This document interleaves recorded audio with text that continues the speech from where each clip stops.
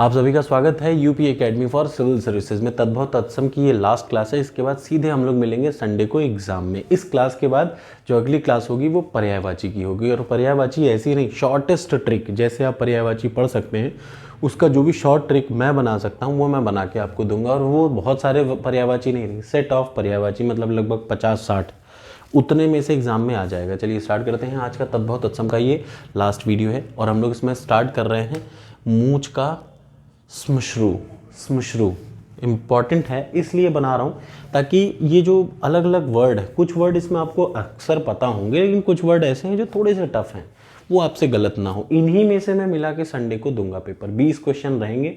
Sunday को timing कल मैं बता दूंगा आपको।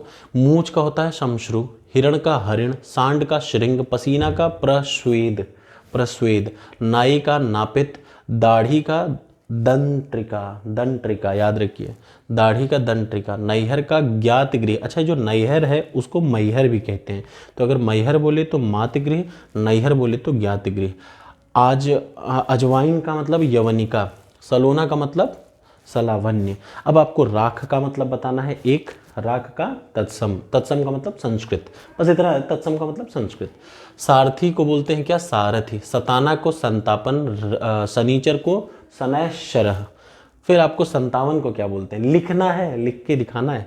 और संत को सत्व। अच्छा, मैं ऐसा इसलिए बोल रहा हूँ क्योंकि जो मेंस का एग्जाम होता है ना उसमें आपको खुद से लिखना पड़ता है, तो आप इसको सिर्फ प्रीलिम्स के लिए मत रोक के रखिएगा कि सिर्फ प्रीलिम्स पढ़ के, ये मेंस के लिए भी है, बहुत है। संत का सत्व, सांसारिक का आपको बताना है, क्या लिखेंगे? सवा का सपाद, ठीक। साढ़ू मतलब साढ़ू जो होता है ना कि पत्नी की बहन का हस्बैंड, साढ़ू को बोलते हैं शालीवाट। शीशम का मतलब सिंशपा, ये एक इंपॉर्टेंट है, इसको मत भूलिएगा। लोढ़ा मतलब लोढ़ा भट्टा, लोढ़ा का होता है लोस्ट। लहसुन का होता है लहसुन। रसोई का होता है रसवती। मैहर का मात्र ये बता चुका हूँ। भरोसा का वराशा। बावला का वातुल। और बहेड़ा का विभीतक। पूड़ी का आपको बताना है, ये बहुत इंपॉर्टेंट है, बहुत मज़ेदार भी है। पूड़ी का ढूंढ के बताइए। थूरना, थुरना कहते हैं ना, थूरना, थूर देंगे। थुवर्ण। तुझ का मतलब, अब ये 3 है, बहुत इंपॉर्टेंट है, मत भूलिएगा, ये अक्सर आ जाते हैं। तुझ, तुभ्यम। तुम, तुष्मे। तू, त्वम।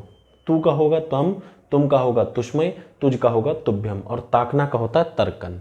इतने हैं इंपॉर्टेंट। ऐसा नहीं कि सिर्फ ये है, लेकिन ये वो हैं जो थोड़े से टफ हैं। बाकी जो आएंगे वो आप आराम से कर सकते हैं। आपको बस इतना पता होना चाहिए संस्कृत में मतलब क्या होता है, संस्कृत में कोई भी चीज़ लिखनी है, ठीक है।